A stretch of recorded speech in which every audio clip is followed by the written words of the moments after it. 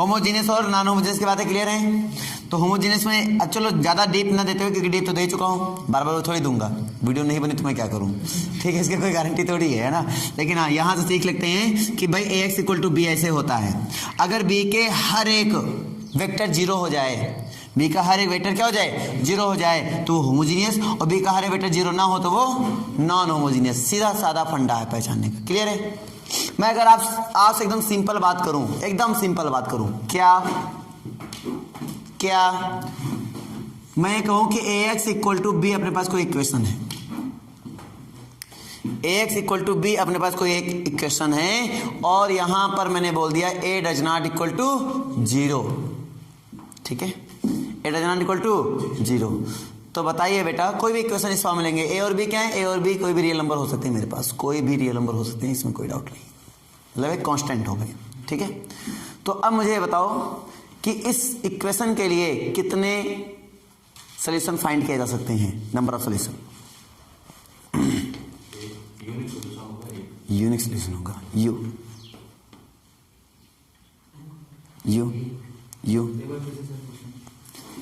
ये हमारे पास कोई इक्वेशन है, a does not equal to zero है, a भी रियल नंबर्स हैं। तो इस इक्वेशन के लिए कितने नंबर ऑफ सॉल्यूशंस फाइंड किए जा सकते हैं, x का मान निकालना है। या नंबर ऑफ सॉल्यूशन मतलब जाहिर बात x की वैल्यू, अगर नॉट जीरो नहीं समझ में आ रहा है, तुम बताओ। इनफाइनाइट, तुम बताओ। Infinite you. सोचते कहां से हो, सोचते कहां से बोले, मुझे ये बता दो। अरे भाई साहब, जैसे एक सिंपल से एग्जांपल मैं तुम्हें दे दूं, a does not equal to zero, चलो 2 ले लिया, x इसको कुछ भी ले सकते हो, चलो 3 रूट 2 0 1 4 एंड सो ऑन, कुछ भी ले लो, तो हमने ले लिया 3। कोई दिक्कत कि नहीं, दिक्कत नहीं है। अब मुझे x की एक ऐसी वैल्यू बताओ जो इसमें मैं रखूं, एक जितनी भी वैल्यू, इनफाइनाइट बोला ना तुमने, चलो तुम 2 गिनाओ, कोई 2, तुमने इनफाइनाइट बोला, हम कोई 2 की बात कर रहे हैं। x की कोई 2 वैल्यू मुझे गिनाओ, एक तो मिल रही होगी लेकिन 2 वैल्यू गिनानी है तुम्हें। ऐसी कोई 2 वैल्यू बताओ जो इसमें रखूं और ये इसको सेटिस्फाइड कर दे, सोल्यूशन वही कहलाएगा। x को सभी मान सोल्यूशन कहलाएंगे जो इस इक्वेशन को क्या करे, सेटिस्फाइड करे। तो तुम बताओ कैसे कितने मान हैं जो इस इक्वेशन को सेटिस्फाई कर सकते हैं।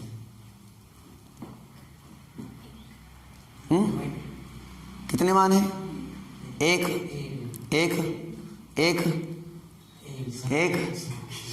बोलो, एक के ज्यादा, एक से ज्यादा गिनाओ, मुझे एक से ज्यादा चाहिए। इनफाइनाइट तुमने बोला ना, मैं ज्यादा नहीं बोल रहा हूं, मुझे 2 चाहिए, ये 3 चाहिए, एक से अधिक ढूंढ के दिखाओ।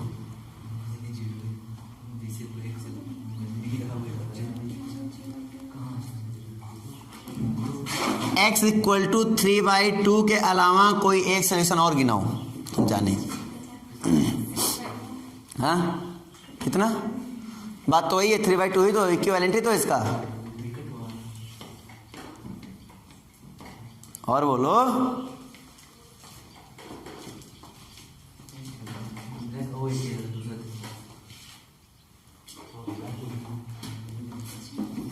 नहीं है ना, यानी कि जब a does not equal to zero होता है इस इक्वेशन में, किस इक्वेशन में, ax इक्वल टू b के इक्वेशन में, जब मेरे पास a does not equal to zero होता है तो सोल्यूशन क्या मिलते हैं, यूनिक सोल्यूशन मिलता है।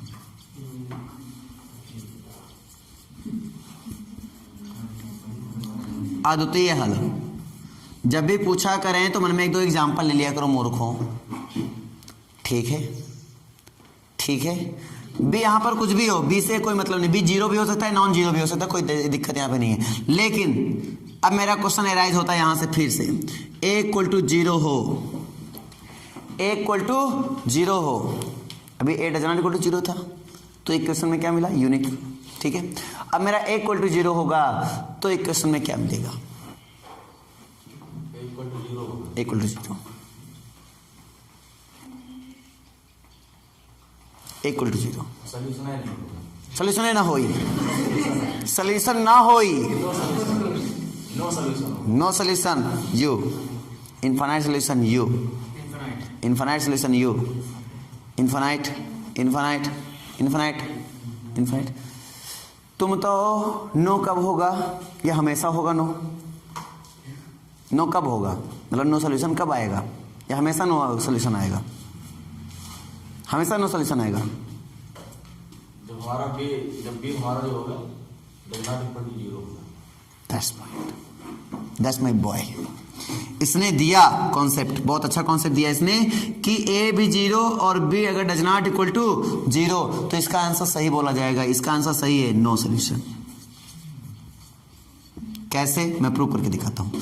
ए को जीरो ले लो और बी को जीरो ना लो, समझे नहीं समझे?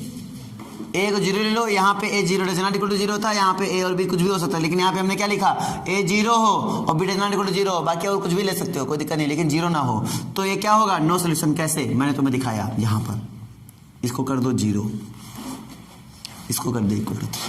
अब x की एक वैल्यू मुझे बताओ, ऐसी एक वैल्यू बताओ जिसमें मैं जीरो से मल्टीप्लाई कर दूं, आंसर 3 आ जाए। नहीं समझे? x का वो सभी मान सोल्यूशन कहलाएगा इसका। तो मुझे x की कोई एक वैल्यू ऐसी बताओ जो मैं इस इक्वेशन में रख दूं और जीरो से मल्टीप्लाई कर दूं, आंसर क्या आ जाए, 3 आ जाए। ढूंढो, इनफाइनाइट सोल्यूशन बताया था ना तुम लोग डायरेक्टली। ढूंढो, मिल रहा है कोई? ढूंढो, मिल रहा है कोई? अरे बोलो, ढूंढो, मिल रहा है? मिला किसी को? नहीं मिला? नहीं मिला तो क्या सीखे, क्या सीखे? ए इक्वल टू जीरो और B does not equal to zero के लिए क्या मिलता है, मतलब यहाँ पर कोई एक्स की वैल्यू नहीं मिल पा रही, इसका मतलब यहाँ पे क्या होगा, नो सोल्यूशन होगा। अगला पॉइंट आते हैं, A equal to zero and B equal to B zero. अब आएगा क्या, इनफाइनाइट सोल्यूशन। मतलब A equal to B zero रख दिया और B equal to B zero ही रखो। अब बताओ x के कितने मान हो सकते हैं जो इस क्वेश्चन सेटिस्फाई कर दें, बहुत सारी वैल्यू। 1 से मल्टीप्लाई करो तो भी जीरो, 2 से मल्टीप्लाई कर दो जीरो से तो भी जीरो, 3 से मल्टीप्लाई कर दो तो भी जीरो। यानी x इक्वल टू चाहे 1 रखो, चाहे 2 रखो, चाहे 3 रखो, चाहे 4 रखो, एंड सो ऑन, कुछ भी रखो, आपको क्या मिल जाता है, जीरो मिल जाता है। इसका मतलब इनफाइनाइट कितने सोल्यूशन होंगे, इनफाइनाइट सोल्यूशन होंगे। तो इस वाले केस में हमें मिल जाते हैं इनफाइनाइट सोल्यूशन।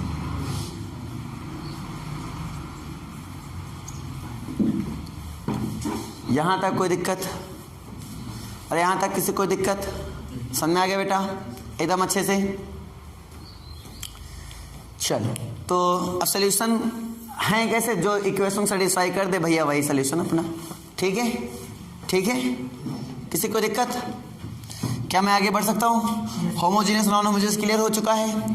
अगर तुम्हें मैं होमोजीनियस के बार नजर फिराऊं, होमोजीनियस, होमोजीनियस का मतलब हुआ जैसे मैंने यहाँ पे लिख दिया 2x + 3y = 0 and 5x + 7y = 0। देखोगे हर एक टर्म में डिग्री क्या होती है, सेम होती है। चाहो तो उस लैंग्वेज को इस्तेमाल कर लो या फिर ax = b वाली लैंग्वेज। तो ax = b वाली लैंग्वेज क्या होगा, तो 2 5 3 7 x y और 0 0। बी में हमने बताया था हर एक वेक्टर जीरो, क्या बी का हर एक वेक्टर जीरो है कि नहीं है?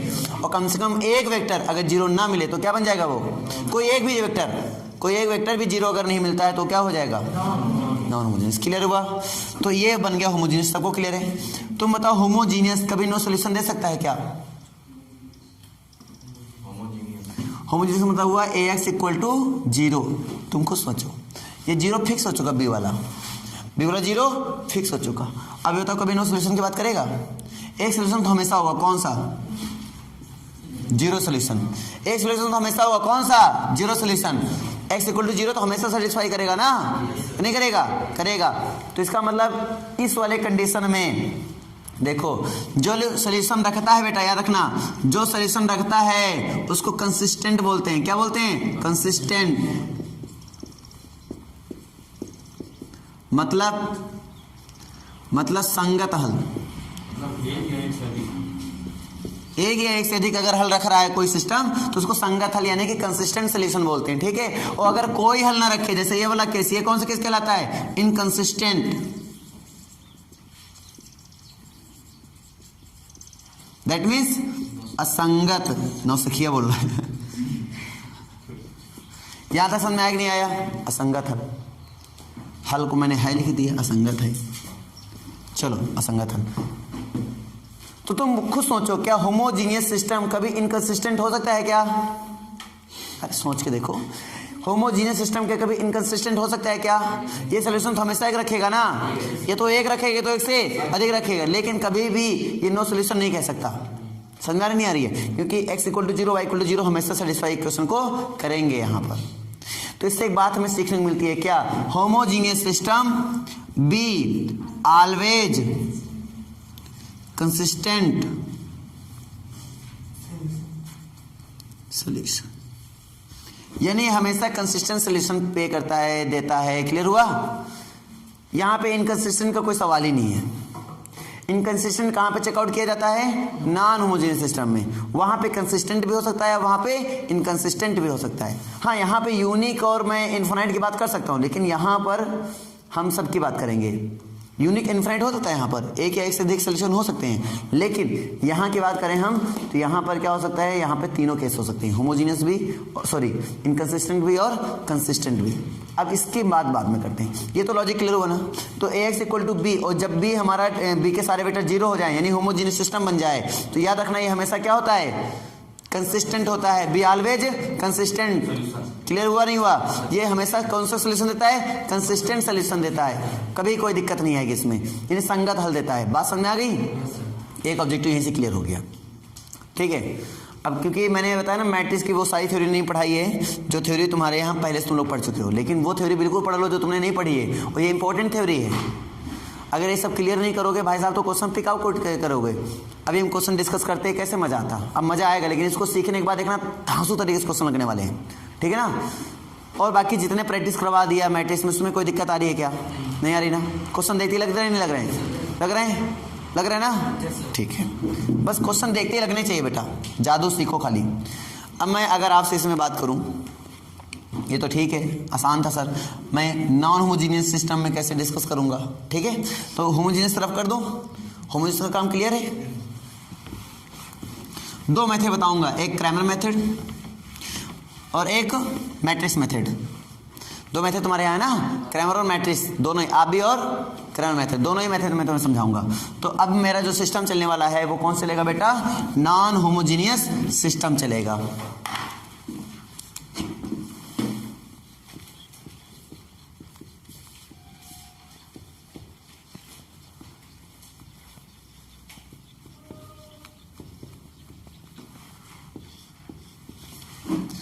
नॉन होमोजीनियस सिस्टम क्या बोलते हैं? समघात, निकाय, विषम असम जो भी बोलते हैं, विषम घात निकाय है, जो भी बोलते हैं उसको ध्यान देना। ठीक ना? हिंदी मुझे नहीं पता इसकी, तो देख लेना। तो मैं यहाँ पे बता रहा हूँ, अगर ax = b के फॉर्म में कोई हमारा बनता है, ठीक है, तो अगर मुझे x की वैल्यू निकालनी है, भाई सिस्टम में सोल्यूशन निकालने का मतलब क्या हुआ? x की वैल्यू मुझे निकालनी है। ठीक है, तो x की वैल्यू कैसे निकालेंगे भाई साहब? तो हो जाएगा a इनवर्स b। कैसे? कुछ लोग क्या करते हैं, a को इधर देते हैं तो इधर a इनवर्स लिख देते हैं। भाई साहब इधर a इनवर्स नहीं लिख सकते हो, a इनवर्स इधर से देखो कैसे बना होगा, मैं तुम्हें बताता हूँ। तो मैं क्या करूंगा, क्योंकि याद रखना ये a इनवर्स तभी हो सकता है जब ये क्या हो? डज नॉट इक्वल टू 0 हो। ठीक है, फिलहाल के लिए मैं अभी ऐसे बता रहा हूँ, समझो। तो मैंने इसको a इनवर्स यहाँ पे कराया, कैसे कैसे करा सकते हो? नहीं, इसका प्रोडक्ट कितना हो जाएगा? i। वो i को किसी भी मैट्रिक्स साथ मल्टीप्लाई कर देंगे, क्या आएगा? वही आ जाएगा। दैट मीन्स ये क्या बन जाएगा बेटा? i × x बनेगा, और i × x को मैं क्या बोलूंगा? सिंपली x बोल दूंगा, तो मिला के x हो गया। तो इक्वल टू क्या अपने पास है? a inverse b। क्या इतनी बात समझ में आएगी नहीं आई? हाँ ना बोल भाई? आगे। और हम जानते हैं कि a इनवर्स इक्वल टू कितना होता है? 1 determinant of a, mod a नहीं पढ़ना इसको, determinant of a into adjoint of A. Logic clear है? हाँ ना बोलो भाई? क्लियर है? अब यहां से अगर इसकी वैल्यू रख दिया जाएगा तो ये x इक्वल टू क्या बना देगा अपने पास? 1 determinant of a into adjoint of a और इंटू क्या? b। यहां तक लॉजिक क्लियर है? अगर इसको मैं इधर भेज दूं तो determinant of a into X equal to adjoint of a into b, यानी ये एक नंबर हुआ। डिटर्मिनेंट ऑफ एक मतलब क्या हुआ? एक नंबर है, ये नंबर, और ये एक अलग। ठीक है, ये ऐसा समझ में आ गया। अगर मैं ध्यान से देखूं ये चीज और ध्यान से देखूं ये चीज जो भी मैंने बताई थी, ये चीज कुछ सिमिलर लग रहा है कि नहीं लग रहा है? मैं इसी को नाम दे रहा हूं AX = B का फॉर्मेट, ऐसा मान के चलो, ताकि तुम्हें इस बात को, जैसे इसको समझने में कोई दिक्कत आई क्या? और ये आई थिंक क्लियर भी हो गया होगा, और तुम कहीं पे इसको एज ए एग्जांपल करके चेक भी कर सकते हो। तो जब तुम्हें ये क्लियर हो चुका है तो इसको क्लियर करने में दिक्कत नहीं है। हम पता कर सकते हैं कब हमारा ये कंसिस्टेंट होगा और कब हमारा ये इनकंसिस्टेंट होगा। तुम खुद सोचो, जब मेरा ये A = यहाँ पे ये मिल रहा है, जब हमारा A ≠ 0 था तो सिस्टम क्या था? तो A की जगह पे यहाँ कौन है? Determinant of A। इसका मतलब क्या हुआ? इसका केस बन गया, पहला केस कि डिटरमिनेंट ऑफ A ≠ 0 होता है, तो सिस्टम हमेशा क्या देगा बेटा? यूनिक सोल्यूशन देता है। कौन सोल्यूशन देता है? यूनिक सोल्यूशन देता है। बात समझ में आई कि नहीं आई? आगे बेटा, ठीक है। लेकिन सिस्टमेटिक से बात कर रहा हूं मैं, अगर ये 0 ना दे तो, अगर ये 0 मतलब ना दे तो ये ऐसा हो गया, अगर 0 दे दे तो क्या होगा? 2 केस बनेंगे। 0 में 2 केस थे, एक ये एक ये, क्लियर नहीं क्लियर? एक 2 केस, एक तो B ≠ 0, एक तो B = 0। एक B ≠ 0, यहाँ पे B की जगह पे कौन है? यहाँ B की जगह पे कौन है? Adjoint of A × B। अगर ये ≠ 0, एक ये बना, दूसरा क्या बना? Adjoint of A × B = 0। Same उसे बता रहा हूँ मैं। ≠ 0 के लिए क्या बना था भैया? No solution. तो यहाँ पे भी क्या लिखेंगे इसके लिए? No solution. और इसके लिए क्या बना था भैया? Infinite solution. तो इसके लिए क्या लिखूंगा मैं? Infinite solution. पता चला उसको क्यों सिखाया था मैंने? ताकि तुम इस कॉन्सेप्ट को बहुत अच्छे से समझ पाओ, याद कर पाओ। नहीं तो बच्चे इसको कंफ्यूज कर देते हैं अपने आप को। एडजॉइंट ऑफ B समझ नहीं पाते आया कहाँ से, वो कैसे बना। ये बना इसी मेथड से बना, लेकिन डायरेक्टली जब पढ़ते हैं इसको तो वो चीज़ कंफ्यूज कर देती है बच्चों को। कंफ्यूजन वाली कोई बात है? अब तुम्हें जब इसमें पूछे तुम इसको विजुलाइज कर लेना, और इसको विजुलाइज आराम से कर सकते हो एज एग्जांपल। मैंने बता दिया तुम्हें 2 3 करके, है ना? X1 कुछ भी एग्जांपल लेकर तुम विजुलाइज कर सकते हो। और जैसे उसको विजुलाइज कर लिया तो इसको बताना क्या हो जाएगा? आसान। अब हम बात करते हैं सिस्टम कंसिस्टेंट या इनकंसिस्टेंट। देखना, अगर ये आ जाए, तुम डिटरमिनेंट ऑफ A = 0 करते हो और = 0 आ जाए, तो तुम ये डायरेक्टली ना कह देना कि इनकंसिस्टेंट। काफी बच्चे ये = 0 आता ना तो तुरंत बोलते हैं इनकंसिस्टेंट, बोलते सोल्यूशन निकाला ही नहीं जा सकता। अरे भैया ऐसे कैसे नहीं, इसके अंदर ये केस है। इसका मतलब इसमें 2 केस हो जाते हैं, वो कंसिस्टेंट भी हो सकता है, वो इनकंसिस्टेंट भी हो सकता है। देखो ये आता है तो इसका मतलब पक्की बात है सिस्टम क्या होगा भैया? यूनिक मतलब क्या हुआ? Consistent solution. अगर सिस्टम रख रहा है, चाहे वो 1 रखे, चाहे 2 रखे, चाहे इनफिनिट रखे, तो सिस्टम हमेशा कंसिस्टेंट कहलाता है। कंसिस्टेंट हो गया मतलब संगत हल। हाँ, और नो सोल्यूशन मतलब क्या होता है? इनकंसिस्टेंट, मतलब कोई सोल्यूशन नहीं, मतलब इनकंसिस्टेंट, असंगत हल, इनकंसिस्टेंट मतलब उसमें कोई संगति नहीं है ना, सब अलग अलग भाग रही है, एक उधर भाग रहा है, उधर उधर, कोई मिलाप ही नहीं है। क्लियर हुआ नहीं हुआ? पैरेलल टाइप में हो गया। अब अगर ये इनफिनिट आ जाए तो इनफिनिट मतलब हुआ एक दूसरे पर ये हो गया, ठीक है, तो ये कंसिस्टेंट हो जाएगा।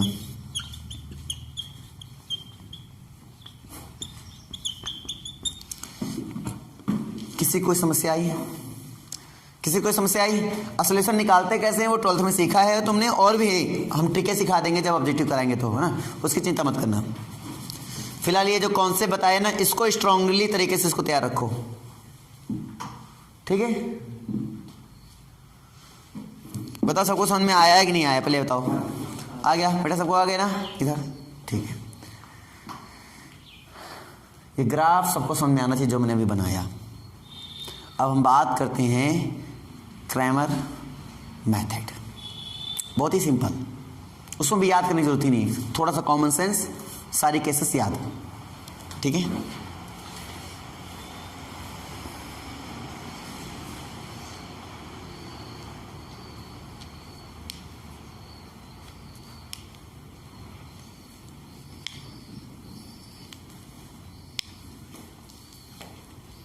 हो गया? हो गया भैया? हो गया?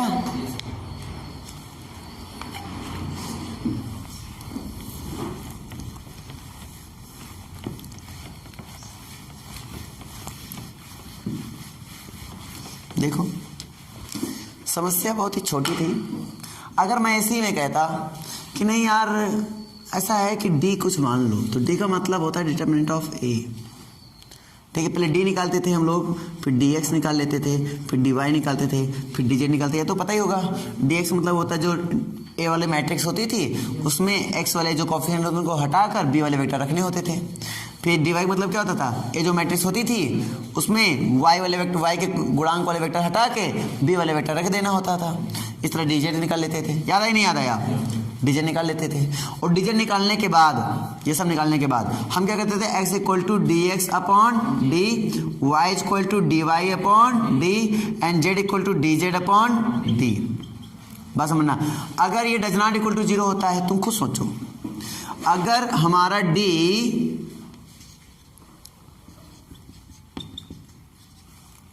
अगर जो हमारा d है वो आता है does not equal to zero, D का मतलब डिटर्मिनेंट ऑफ ए, डी का मतलब determinant of A does not equal to zero. तो इस केस में अगर नीचे जीरो नहीं है तो ऊपर जीरो आए और चाहे ना आए, आंसर देगा ही नहीं देगा। एक्स वाई जेड के मान मिलेंगे नहीं मिलेंगे? मिलेंगे ना। तो इस मतलब हमें कोई दिक्कत यहाँ आने वाली नहीं है। मतलब इसके जीरो नहीं होने से हमें बहुत सरलता मिल गई कि इसके लिए हमें क्या मिल गया, यूनिक सोल्यूशन। ये तो समझ में आ गया होगा। लेकिन अगला केस, जब ये जीरो हो जाए समस्या तो सब स्टार्ट होती है। तो जैसे वहां पे दो केस, वैसे यहाँ पे दो केस। अब तुम खुद सोचो, नीचे जीरो आ गया, नीचे जीरो, नीचे जीरो, नीचे जीरो, सोल्यूशन कब देगा ये? जब ऊपर भी जीरो आ जाए, सभी, एक दो नहीं सभी जीरो आ जाए। D X D Y D Z अगर सभी के सभी जीरो रहें, डी एक्स डी वाई और डी जेड अगर सभी के सभी जीरो रहें, समझ पा रहे हो नहीं समझ पा रहे हो, सभी के सभी जीरो रहें तो कितने सोल्यूशन देगा ये? इनफाइनाइट दे देगा। कितने सोल्यूशन देने के चांस है? इनफाइनाइट देने के सोल्यूशन चांस है, इनफाइनाइट सोल्यूशन। लेकिन गलती से इनमें से कोई एक नॉन जीरो मिल, जैसे गलती से एक मिल गया, तो क्या इसके लिए वाई के लिए कोई सोल्यूशन मिलेगा क्या? इनफाइनाइट अप्रोच कर देगा ना ये, मतलब अपरिभाषित, मतलब सोल्यूशन नहीं मिलेगा। तो उस केस के लिए सोल्यूशन नहीं मिलेगा। मतलब ये है कि इन तीनों में से, कौन तीनों में से? D X D Y D Z में से, D X D Y D Z में से कोई एक भी अशून्य आ जाए, नहीं नॉन जीरो आ जाए, तो इस वाले केस में क्या होगा? नो सोल्यूशन होगा। कब अशून्य? मतलब कौन अशून्य? D X D Y D Z. कौन? D X D Y D Z में से कोई एक भी, हमने सभी नहीं बोला, कोई एक भी अशून्य आ जाए तो क्या होगा? No solution. किस केस में? डी इक्वल टू जीरो वाले केस में। किस केस में? समझ में आई कि नहीं आई? आ गई ना। तो इससे मुझे पता चल चुका है, हाँ, अगर डी एक्स, ठीक है, इनमें से, मतलब लिख देना, इनमें से कोई भी अपने लैंग्वेज में लिख लेना, तो ये केस हो जाता बेटा किसका? नो सोल्यूशन का। नो सोल्यूशन का मतलब इनकंसिस्टेंट, इनफाइनाइट सोल्यूशन का मतलब कंसिस्टेंट, यूनिक सोल्यूशन मतलब कंसिस्टेंट। कर पाओगे या नहीं? हो जाएगा।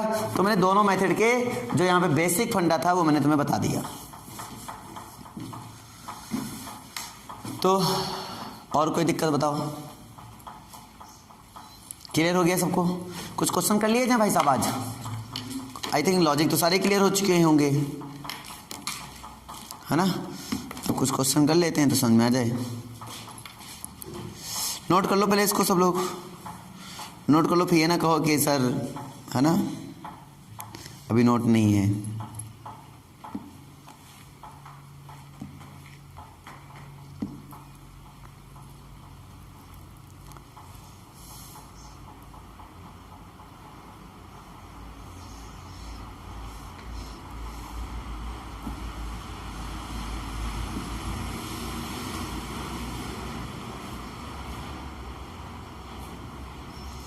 ये तो क्वेश्चन पीडीएफ लग रहे थे, नहीं लग रहे सभी? मजा आ रहा है सबको? जो कल ट्रिक बताई थी उसको उपयोग किया कि नहीं किया तुम लोगों ने? डायरेक्टली आंसर आ रहा ना? स्पीड में आ रहा होगा। और कल मोबाइल स्विच ऑफ होने के कारण तुम्हारी वीडियो नहीं बन पाई, नहीं तो बढ़िया ऑनलाइन वाले बच्चे भी सीख लेते उस बात को।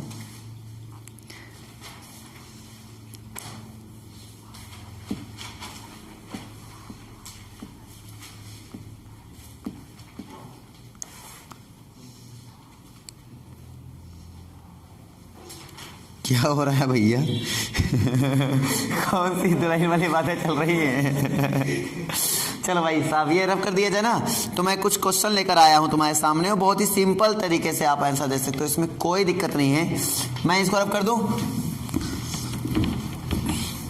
एक तो शुद्ध हिंदी लिखी होती है ना, तो इसमें कुछ कभी कभी हमें भी दिक्कत हो जाती है शुद्ध हिंदी में। प्योर इंग्लिश लिखी हो तो कोई दिक्कत ना हो, लेकिन शुद्ध हिंदी में दिक्कत हो जाती है। शुद्ध हिंदी बड़ी खतरनाक होती है। एक जनरल हिंदी हो तो चल जाए, शुद्ध हिंदी डिफिकल्ट है बेटा, इतनी आसान नहीं है। ये नहीं कह सकते शुद्ध हिंदी मुझे आती है, हम बोल नहीं पाते हैं तो माने के बाद छोड़ो, है ना। ये बड़ा बवाली काम।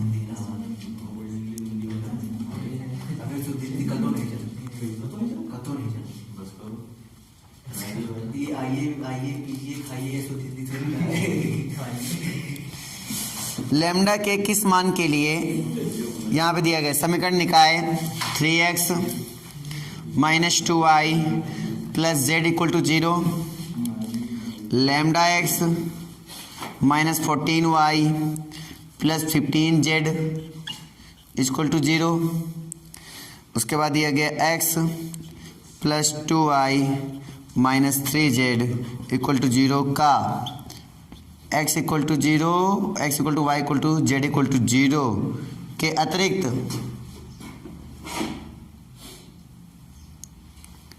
अतिरिक्त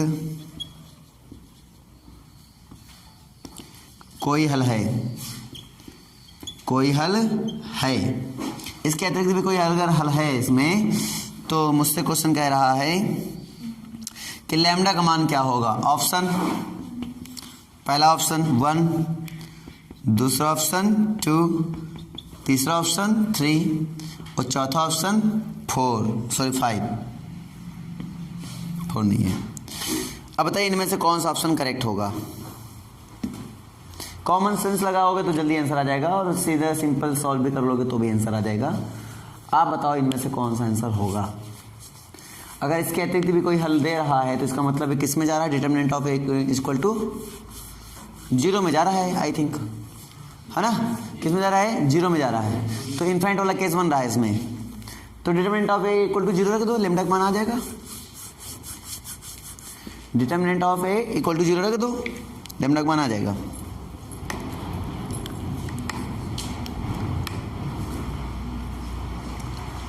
भाई यूनिक रहता तो यही एक सॉल्यूशन था, लेकिन यूनिक नहीं दे रहा ना, इसके अलावा भी कोई सॉल्यूशन आ रहा है। इसका मतलब क्या हुआ, determinant of A equal to 0 वाला केस है ये।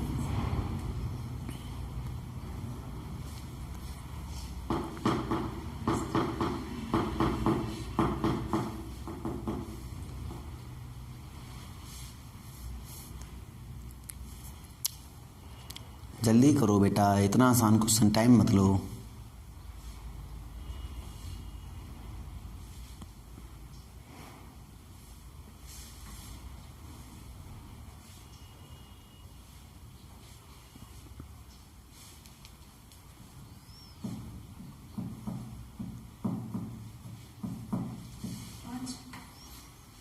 पाँच आया, जो आया हो पता नहीं, देख लेना सॉल्व करके। अगर सभी लोग का 5 आ रहा है तो 5 सही है, 4 आ रहा है तो 4 तो नहीं, 3 आए, 2 आए, जो भी आए वो सही है। कितना आया भाई सभी का,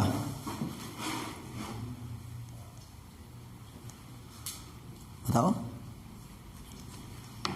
सबका 5 आ रहा है क्या? चलो हम कर दें क्या, चलो ध्यान दीजिए। 3 माइनस 2 और 1, 3 माइनस 2 और 1, लैम्डा माइनस 14 और 15, ठीक है। उसके बाद कितना है, 1, 2 और -3 इसको टू 0 लेकर चलना है, ठीक है। तो हम पहले 3 ले लेंगे, ये रख लेंगे, इसका 3 गुणा 14 तियाँ 42 और 15 दुनाई 30, ये तो होगा। अब माइनस का लैम्डा ले लिया हमने, तो इसको ढक लेंगे, इसको ढक लेंगे, इसका 3 गुणा, तो 3 दुनाई 6 और 2 1 के 2, और प्लस का फिर क्या ले लेंगे हम, 1 ले लेंगे, तो इसको ढक लेंगे, इसको ढक लेंगे, इसका 3 गुणा कर देंगे, 15 दुनाई 30 माइनस का है ना, और 14 के 14, ठीक है, और बराबर क्या चल रहा है 0। तो एक बार इसको करें, 12 बढ़तियाँ 36 माइनस के 4 लैम्डा, और इधर कितना आ जाएगा माइनस के 16 बराबर कितना 0। अब देखो इसमें 16 घटाओ 20, तो 4 लैम्डा बराबर कितना 20, तो लैम्डा बराबर कितना 4 पंचे 20। अच्छा हमारे वाले इसका कैलकुलेशन शॉर्ट हो गया होगा, लैम्डा एक ही जगह आया, बुद्धि लगाया जाता है, बिना बुद्धि काम नहीं किया जाता है। देखो सॉल्व करने में जी लगा नहीं लगा, है ना। तो सबको समझ आया कैसे करना होता है, क्वेश्चन को पढ़ के कैसे सीखना होता है। अब तो पता चल ही गया होगा, बिना कॉन्सेप्ट के मज़ा नहीं आएगा, कि मज़ा आ जाएगा नहीं आएगा।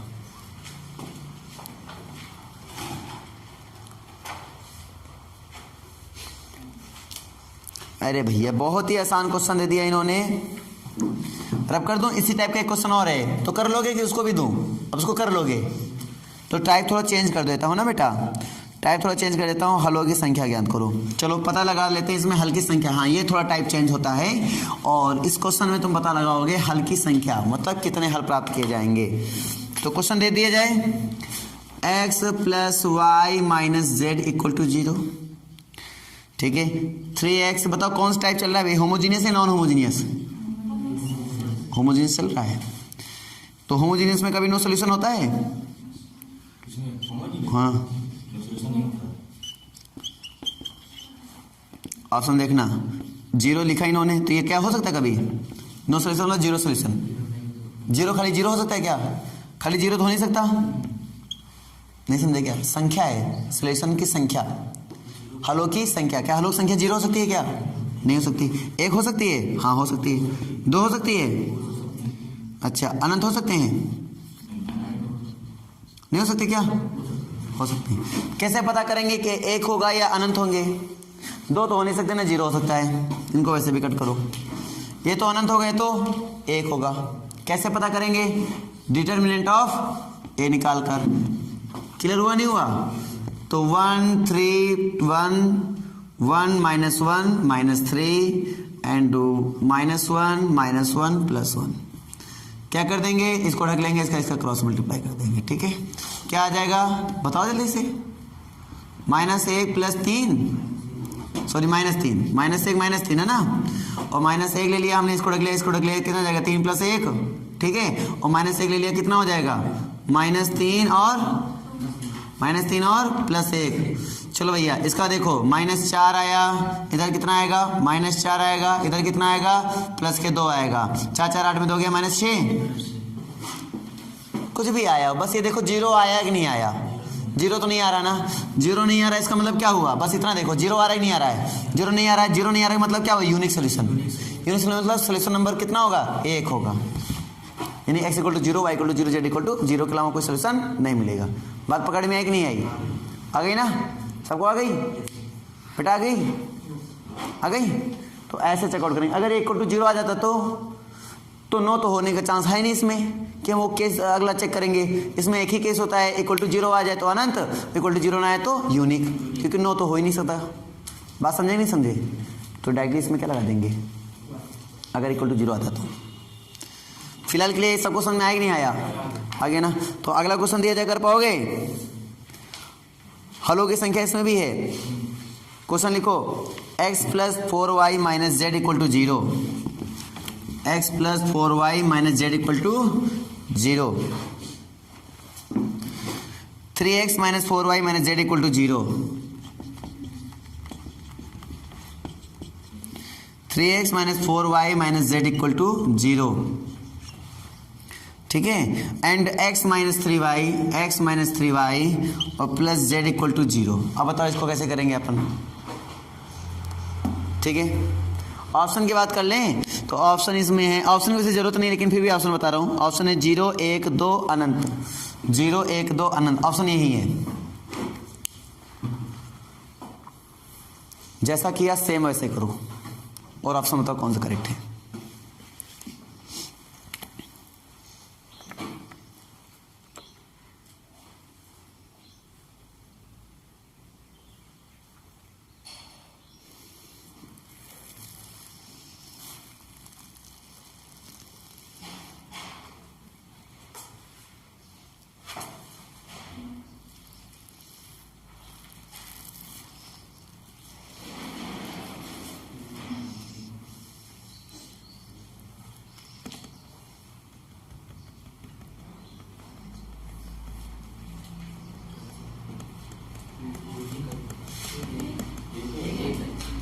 यूं नहीं कहेगा? चलो ठीक है, कर पाओगे नहीं कर पाओगे ऐसे क्वेश्चन? कर लोगे ना? अब मैं एक टाइप चेंज कर रहा हूँ, अब होमोजीनियस से बनने वाले हर एक क्वेश्चन तुम लोग कर लोगे, क्या समझे? कहीं हलों की संख्या क्या होगा, कहीं जो अभी कौन से बताया उस कॉन्सेप्ट से रिलेटेड क्वेश्चन, ठीक है? तो मतलब जितने मैं बता चुका हूँ बेटा उन्हीं से रिलेटेड तुम्हें क्वेश्चन मिलने वाले इसमें हैं, तो इसमें चेंज नहीं है ज़्यादा। तो क्या होमोजीनियस सिस्टम से क्वेश्चन उठा पाओगे? हाँ ना बोल भाई, उठा लोगे? अब हम लेकर चलते हैं तुम्हें नॉन होमोजीनियस सिस्टम में। किस में लेकर चलते हैं? नॉन होमोजीनियस सिस्टम में। खाली जितना मैं बोलता जा रहा हूँ उसको ध्यान से सुनना, क्योंकि कभी कभी क्वेश्चन क्या होते हैं कि थोड़ा घुमाने का प्रयास करते हैं, लेकिन जितना हम कॉन्सेप्ट दे चुके हैं उस कॉन्सेप्ट से बेटा बाहर नहीं जाएगा। मैंने ये देखा, इसमें पीडीएफ के हर एक क्वेश्चन मैंने देखा होमोजीनियस वाले से, तो उससे बाहर नहीं जा रहा है, तो बाहर नहीं जा रहा तो फिर बताना बेकार है, ताकि कुछ तो तुम लोग भी ट्राई कर लो ना उस पीडीएफ में।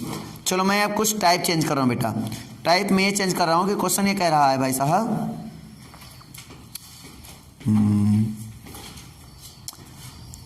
जितने हमने बताया ना होमोजीनियस वाले हैं वो मैं नहीं दूंगा, अब मैं नॉन होमोजीनियस सिस्टम वाले क्वेश्चन दूंगा, ठीक है बेटा? अभी एक क्वेश्चन तो मैंने ढूंढा था, चलो मिल गया। x plus Y plus Z equal to कितना? 2। किस सिस्टम में? होमोजीनियस है नॉन होमोजीनियस?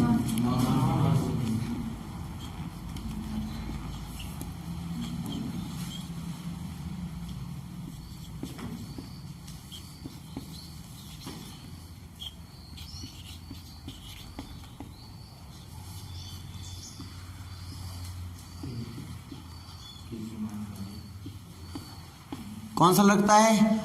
आदती हल रखता है। तो बोल रहा है के का मान बताइए क्या होगा, यदि पहला ऑप्शन के डज नॉट इक्वल टू 0 हो, दूसरा ऑप्शन -1 और के +1 के बीच में हो, तीसरा ऑप्शन -2 और +2 के बीच में हो, और चौथा ऑप्शन के इक्वल टू 0 हो। अब ये बताओ इनमें से कौन सा ऑप्शन करेक्ट होगा? कैसे लगाएंगे? आदतों के लिए क्या होता है? आदतों के लिए क्या बताया था मैंने?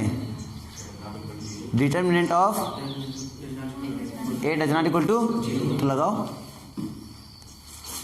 लगा लिया तो लगाओ, और के की वैल्यू बताओ मुझे क्या आएगी इसमें।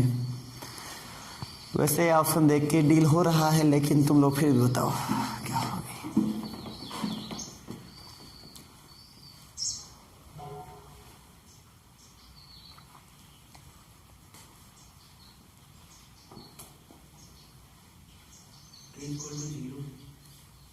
के इक्वल टू 0, जब के determinant A does not equal to 0 आ रहा है, लेकर चल रहे हो, तो के इक्वल टू 0 कैसे आ जाएगा? देख लो बेटा ध्यान से। 0 वही मैं बोलूँ, तुम लोग एग्जैक्ट आंसर दे रहे हैं, के इक्वल टू 0 के इक्वल टू 0 दिए जा रहे हो, हम बोल रहे एग्जैक्ट आंसर नहीं आएगा, क्योंकि determinant of A does not equal to 0 लेकर चल रहे हो, तो आंसर कुछ ऐसे ही आएगा। डज नॉट इक्वल टू, ये तो K does not equal to 3, ये तो K does not equal to 4, ये तो K does not equal to 6, ये तो K does not equal to 0। Exact answer कैसे दे रहे थे तुम लोग? मूर्खों के तरीके सॉल्व कर रहे थे।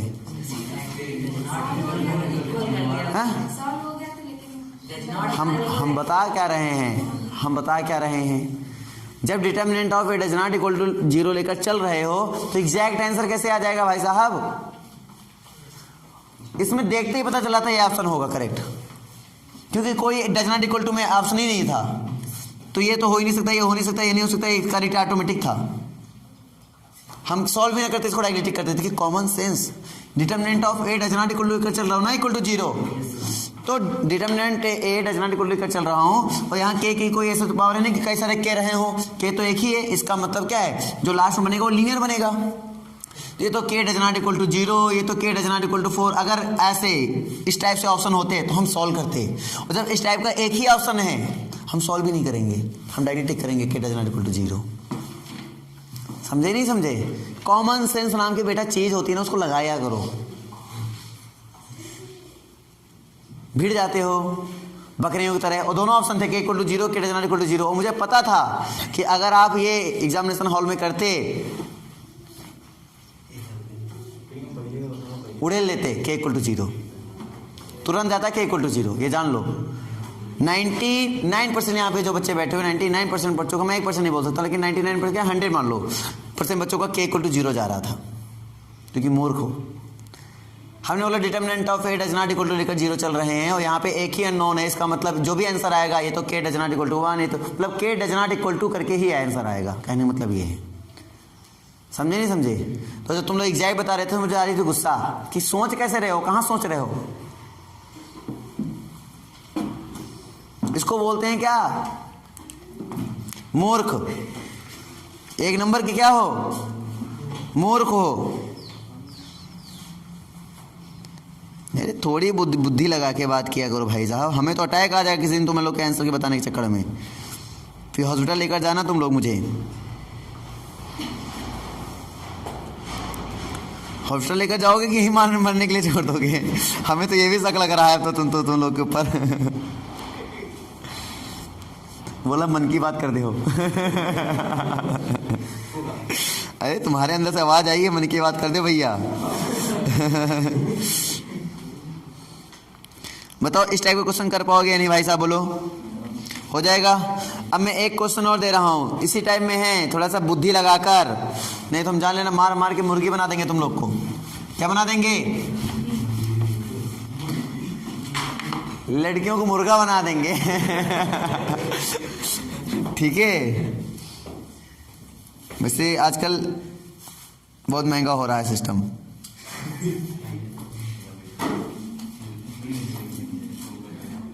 इनकी ऐसी की तैसी मारूं। क्वेश्चन लिखने के लिए रेडी? मिल तो जाए पहले। रेडी हो ना भाई?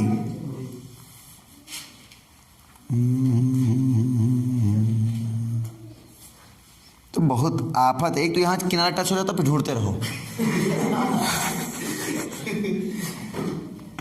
हाँ यार, मतलब दिमाग खराब कर देता है।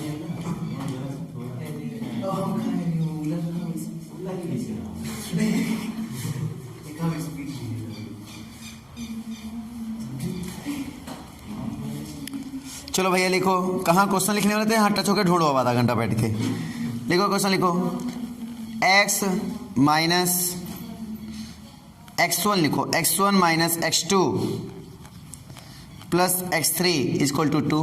अरे बात वही है, ठीक ना? अननोन्स नोटेशन कुछ भी हो, कोई फर्क नहीं पड़ता। इक्वल टू -6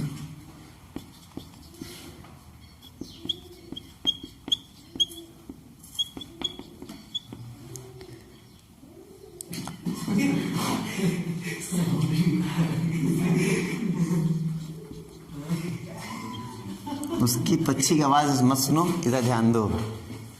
उसकी आवाज़ में दर्द है, वो नहीं सुन पा रहे हो, खाली आवाज़ सुन रहे हो। चलो इसको ध्यान दो। हलों की संख्या, ऑप्शन दे दे, क्या ऑप्शन देने की जरूरत नहीं है। कोई हल, वही ऑप्शन तो वही होंगे ना जो पॉसिबिलिटीज़ है, जैसे कि कोई हल नहीं, नो सोल्यूशन, है ना? No solution. दूसरा यूनिक सोल्यूशन, है ना? ऑप्शन तो वही बनेंगे भाई साहब। तीसरा इनफाइनाइट सोल्यूशन, और चौथा नन ऑफ दिस। एक ऑप्शन तो वैसे ही काट दो, देखते ही। No solution. नो सोल्यूशन कैसे पता चला?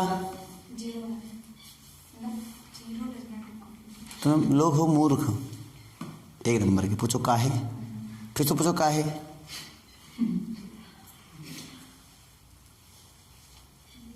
अब ना पूछिए का है। हाँ भाई साहब तुम लोग बताओ आंसर में क्या आया, यूनिक या नो सोल्यूशन या इनफाइनाइट? अगर डिटर्मिनेंट ऑफ ए, सुनो, determinant of A equal to 0 आ जाएगा तो हम नो सोल्यूशन बोल देंगे डायरेक्टली। तो कैसे बोल दिया तुम लोगों ने? कैसे बताया, बताओ? ऐसे सोच के बताया ना तुमने डायरेक्टली। इक्वल टू 0 ही आ रहा है, ये 0 आया ना। तो क्या हम अभी नो सोल्यूशन बोल सकते हैं क्या? तो तुमने कैसे बोला? अभी इसके बाद फिर क्या करना चाहिए हमें? एडजॉइंट ए इंटू बी करना चाहिए। Adjoint A into B. अब सोचो, अब एडजॉइंट ए निकालेंगे क्या सर? नहीं भैया, इतना बवाल करने की जरूरत नहीं है। फिर कैसे करेंगे? ऐसे क्वेश्चन को ट्रीट करने के लिए हम बोलेंगे आप लोग को आइक्लन फॉर्म यूज करें। आइक्लन फॉर्म, याद आया? तो आइक्लन फॉर्म क्या कहता है, सुनो पहले आइक्लन फॉर्म क्या कहता है। आइक्लन फॉर्म कहता है अगर 3/3 के हो तो जानते हो ना, वो ऊपरी त्रिभुजाकार पढ़ा होगा, अपर ट्रायंगुलर मैट्रिक्स, कुछ वैसा ही क्रिएट करना होता है यहाँ पर, उसी बोलते हैं आइक्लन फॉर्म, ठीक है ना बेटा। तो मैं आइक्लन फॉर्म में बनाने का प्रयास करूँगा, ध्यान देना। जैसे यहाँ पर वैल्यू कोई भी आएगी तो हमें जैसे 3/3 की, किसकी है? 3/3 की है। तो यहाँ क्या है? 1 है, यहाँ पे क्या है? 3 है, यहाँ पे क्या है? 3 है। इससे बहुत ही आसानी के साथ पता कर सकते हो यूनिक देगा, इनफाइनाइट देगा या फिर नो देगा, बहुत आसानी के साथ एक झटके में आंसर आएगा। डिटरमिनेंट ऑफ ए भी निकालने की जरूरत नहीं है, नहीं तो एडजॉइंट निकालते निकालते दिमाग खराब हो जाएगा, है कि नहीं है? तो ऐसे क्वेश्चन को ट्रीट करने के लिए हम आइक्लन फॉर्म का इस्तेमाल करेंगे, सिंपली 1 2 1। तो देखो कैसे आइक्लन फॉर्म इस्तेमाल करते हैं। इसमें सिंपली आप क्या करेंगे, सिंपली आप यहाँ पे क्या करेंगे, ऑपरेशंस लगाएंगे और आप इनको जीरो बनाने का प्रयास करेंगे, खाली इनको जीरो बनाने का। इसको इसको इसको अपर ट्रायंगुलर बना रहे हो ना, तो इसको इसको क्या करेंगे? जीरो करेंगे। कैसे करेंगे ध्यान से वो समझिए। अब हम सोच रहे हैं R2 को रिप्लेस कर दूं मैं, R2 रिप्लेस, इसको जीरो बनाना है तो इसमें 3 से मल्टीप्लाई करके सब्ट्रैक्ट कर दूं, हो जाएगा जीरो। समझ पा रहे हो नहीं समझ पा रहे हो? ठीक है, इसको जीरो बनाना है तो इसमें भी हम क्या करें? 3 से मल्टीप्लाई करके क्या कर दें? सब्ट्रैक्ट कर दें। ये चीज़ तुम्हें आनी चाहिए बेटा, तो स्पीड ऑटोमेटिक बूस्ट हो जाएगी। 1 -1 और 1 इधर हो जाएगा क्या? 0। इसमें 3 से मल्टीप्लाई के सब्ट्रैक्ट कर रहा हूँ मैं इसमें, तो कितना हो जाएगा? प्लस का 2। इसमें 3 से मल्टीप्लाई के सब्ट्रैक्ट कर रहा हूँ, कितना हो जाएगा? माइनस का 1। इसमें 3 से मल्टीप्लाई करके सब्ट्रैक्ट कर रहा हूँ, इसमें 3 से मल्टीप्लाई सब्ट्रैक्ट करूँ क्या आएगा? 0। 3 से मल्टीप्लाई के सब्ट्रैक्ट करूँ कितना आएगा? 4। और 3 से मल्टीप्लाई के सब्ट्रैक्ट करूँ कितना आएगा? -3। क्या इतनी बात समझ में आ गई? आपका हर एक क्वेश्चन में यही मुद्दा है कि इनको क्या बनाना? जीरो बनाना। क्लियर है बेटा? आराम से पता कर सकते हो, जैसे मैंने बना लिया। अब बच्चा खाली ये वाला टर्म, मतलब ये वाला जीरो बनाना है। इसको कैसे जीरो बनाएंगे? इसमें 2 से मल्टीप्लाई करके सब्ट्रैक्ट करते हैं, इसमें 2 से मल्टीप्लाई करके सब्ट्रैक्ट करते हैं, क्या हो जाएगा? एक चीज़ और है, जो इधर कर रहे हो ना वो बी वाले में भी करना है। बी वाला ये होता है, तो बी वाला भी लिख लो 2 -6 और -18। क्लियर हुआ नहीं हुआ? इसमें भी करो, तो इसका भी लिखो साथ में 2 -6 और -18। जो ऑपरेशन तुमने इसमें लगाया था वो ऑपरेशन इसमें भी लगाओ, तो क्या हो जाएगा भाई साहब बताना। हमने इसको चेंज किया, इसमें क्या किया? 3 से मल्टीप्लाई सब्ट्रैक्ट किया था, तो 3 से मल्टीप्लाई करें 3 2 जा 6, सब्ट्रैक्ट करें कितना हो जाएगा? 9 6 कितने होते हैं? सॉरी 6 6 3 2 जा 6 6 कितने हो जाएंगे? 12। इसमें क्या बात आ गई ना? फिर इसमें मैंने क्या किया? 3 से मल्टीप्लाई करके इसमें सब्ट्रैक्ट किया था, तो 3 से मल्टीप्लाई करो 6, सब्ट्रैक्ट करो। क्लियर हुआ? अब देखो, अब मुझे इसको जीरो बनाना है। मैं सोच रहा हूँ इसमें 2 से मल्टीप्लाई करके इसमें सब्ट्रैक्ट कर दिया जाए। भाई साहब 2 से मल्टीप्लाई करके सब्ट्रैक्ट करने की बात की जा रही है, तो डायरेक्टली बताओ क्या होगा? डायरेक्टली करो, बार बार लिखने की जरूरत नहीं। कोई वहाँ ऑब्जेक्टिव कर रहे हो, कोई वो सब्जेक्टिव नहीं कर रहे हो। अब 2 2 जा 4, 4 4 गया 0। 2 से मल्टीप्लाई किया -2, इसमें सब्ट्रैक्ट किया क्या आया? बोलो। -5 या माइनस क्या? हम तुम लोग को मारेंगे थपड़ा एक दिन। -1 आएगा ना, -5 ये वो। अब छोटे मोटे कैलकुलेशन रॉन्ग मत किया करो। अब यहाँ पे आएगा 2, यहाँ पे आएगा -12, इसमें 2 से मल्टीप्लाई करके सब्ट्रैक्ट कर रहे हैं, तो कितना हो जाएगा? 0 हो जाएगा। कितना हो जाएगा? 0 हो जाएगा। समझ पा रहे हो कि नहीं समझ पा रहे हो? क्या इतनी बार समझ में आई कि नहीं आई? हाँ ना बोलो भाई। अब यहीं से मैं तुम्हें केस समझाता हूँ, यहीं से मैं केस समझा देता हूँ। पहले इस तरह रिड्यूस करेंगे इस फॉर्म में, और ऐसे रिड्यूस होगा हर एक क्वेश्चन, सेम ऐसे रिड्यूस होगा हर एक क्वेश्चन। अब रिड्यूस करने के बाद जैसे यहाँ पे 0 आ गया, तो ये ध्यान देना है कि किसका कोएफिशिएंट है। इससे अगर मैं एक क्वेश्चन बनाना चाहूँ तो मैं बता रहा हूँ, ध्यान से सुनना मेरी बात को। इससे अब एक क्वेश्चन बनाना चाहो, बना सकते हो आराम से। ये क्या है? x1 -x2 और -x3 = 2। यहाँ पे देखो 2x1 सॉरी 2x2 माइनस, क्योंकि x1 तो 0 हो गया, तो 2x2 - x3 = -12। और इसमें क्या हो गया? -x3 = 0। तुम खुद सोचो, -x3 = 0। यहाँ तक समझ नहीं आया? तो यहाँ से देखो x3 की वैल्यू कितनी हो गई? 0 हो गई। x3 की वैल्यू 0 हो गई, पक्की बात है ना? तो कोई दिक्कत? यहाँ से रखेंगे x2 निकल आएगा, यहाँ से रखेंगे ये निकल आएगा। मेरी बात को ये एक्चुअली में होता है, यहीं से समझना, यहीं से समझना, यहीं से पता चलता है इनफाइनाइट या यूनिक या फिर क्या। अगर ये वैल्यू जीरो हो जाती है, देखो ये जीरो नहीं होता, याद रहा है ना, ए एक्स इक्वल टू बी वाला केस, यही है एक्स इक्वल टू बी, ये होता है ए, ये होता है बी, ये होता है ए, ये होता है बी, समझना मेरी बात को। अगर A does not equal to zero हो तो क्या होता है, अगर A does not equal to zero तो क्या होता है, यूनिक। तो मतलब ये तो जीरो तो है नहीं, मतलब ये यूनिक सोल्यूशन देगा गारंटी के साथ, समझ में नहीं। सोल्यूशन क्या होगा वो भी बता सकते हो, x3 इक्वल टू जीरो, इसमें रख के x2 इक्वल टू, आराम सारे निकल आएंगे, क्लियर हुआ। अगर यहाँ पे मान लो गलती जीरो आ गया होता, क्या आता, जीरो आ जाता। तो अगर a इक्वल टू जीरो और b इक्वल टू भी जीरो, ये तो जीरो ही मान लो, अगर a इक्वल टू जीरो और b इक्वल टू भी जीरो तो क्या बोलते हैं हम लोग, तो इस केस के लिए इनफाइनाइट सॉल्यूशन। लेकिन अगर ये जीरो होता है, जीरो ना आता, यहाँ पे तीनों में कुछ गिनती आ जाती है। ये मान लो b होता है, ये b बोलते हैं, इसको a बोलते हैं, क्लियर है। तो मैंने क्या सिखाया, अगर b a है इक्वल टू जीरो और b है does not equal to zero, इस वाले केस में क्या होगा, नो सॉल्यूशन। आप मतलब यहीं से डिस्कस कर सकते हो सॉल्यूशन में क्या होगा, इनफाइनाइट होगा कि क्या होगा, आप डायरेक्टली कर लोगे, चाहे वो मैट्रिक्स मेथड बोले हो, चाहे वो कोई भी मेथड बोले, है ना, चाहे कोई भी मेथड बोले, मैट्रिक्स बोले या फिर क्या बोलते हैं, क्रैमर मेथड बोले, दोनों मेथड में से किसी भी मेथड के लिए बोले, आप इस प्रॉपर मेथड से आप किसी भी मेथड का जवाब दे सकते हो। अच्छा, मैट्रिक्स और क्रैमर इसलिए जाना जरूरी है क्योंकि कभी कभी डायरेक्टली मैट्रिक्स और क्रैमर पर ही क्वेश्चन पूछता है, तो उस पर हम लोग आराम से कर सकते हैं। लेकिन इस वाले मेथड से तुम किसी भी क्वेश्चन का जवाब आराम से दे सकते हो, इनफाइनाइट सोल्यूशन भी निकाल सकते हो आराम से, कोई दिक्कत नहीं है।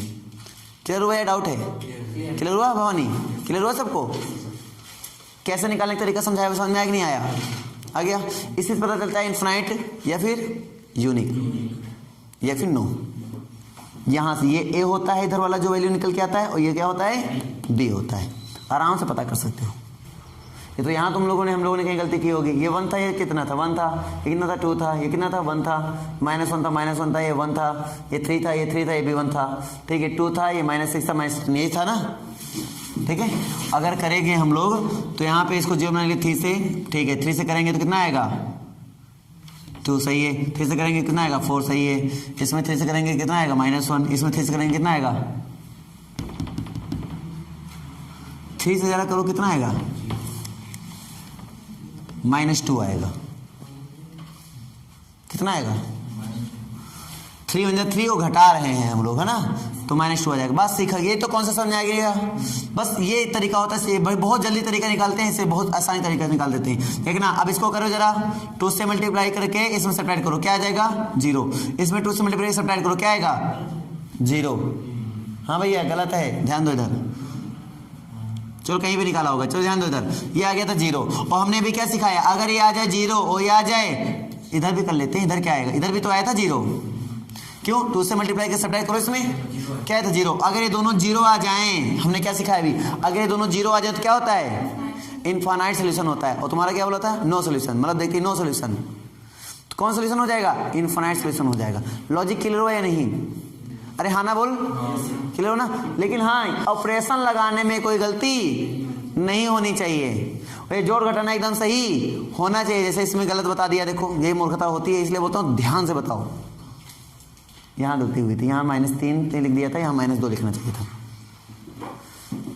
तो एकदम एग्जैक्ट आंसर आता है, इसमें टाइम नहीं लगता है। इसमें टाइम लगा नहीं लगा, उसमें एडजॉइंट ए निकालना पड़ेगा, बिना उसको निकाले तुम बोल नहीं सकते हो, एडजॉइंट ए निकाल के इनटू बी करना पड़ता है, तब कहीं बताते हैं। तुक्का मत मारा करो, समझी, हाँ, क्योंकि ऐसे ही गलत होते हैं तुक्का, ऐसे ये गलत कर देते तुम लोग। चलो फिलहाल के लिए आइक्लन मेथड समझ में आया नहीं है बेटा, आ गया। तो इस क्वेश्चन में कोई दिक्कत किसी को, समझ में आया हीरो, एकदम सबको समझ में आ गया ना, एक बारी मैथड को सीखो, क्वेश्चन तो करते ही रहना, क्वेश्चन तो एक नहीं, बहुत सारे भंडार मिलेंगे तुम्हें क्वेश्चन का। फिलहाल के लिए मैथड को सीखो।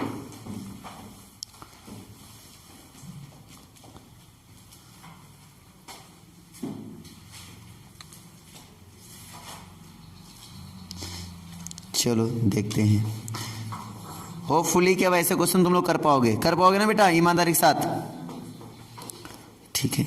तो आइक्लन फॉर्म से काफ़ी क्वेश्चन इसमें हैं, आइक्लन फॉर्म से रिलेटेड आई थिंक सभी क्वेश्चन तुम लोग करने का प्रयास करना, है ना, तो कर लेना तो ज़्यादा अच्छी बात रहेगी। आज के लिए बस इतना ही सही रहेगा, ज़्यादा नहीं, ठीक है, आज के लिए इतना ही सही रहेगा, बाकी कल हम लोग देखेंगे। एक क्वेश्चन और दे दूं कि करने का प्रयास करोगे आप अपने आप से, लगाना अपने आप से। अगर कोई दिक्कत आए तो मुझसे पूछना। इसको ए बी मेथड भी बोलते हैं हम लोग कहीं ना कहीं, है ना। तो आराम से